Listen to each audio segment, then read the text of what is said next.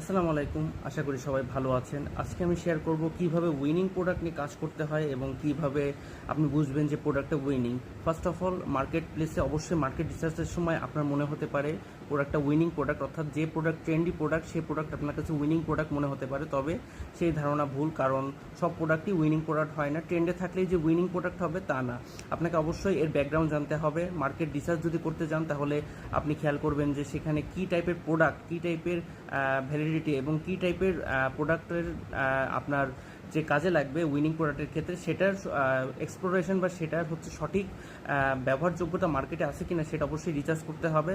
Number 2, সবসময় খেয়াল রাখতে হবে মার্কেট উইনিং প্রোডাক্টের ক্ষেত্রে যে হচ্ছে এটা ট্রেন্ডি মোস্ট আইটেমের মধ্যে পড়ে কিনা। এটা অনেক সময় হতেও পারে, নাও হতে পারে, তবে হওয়াটা খুবই স্বাভাবিক।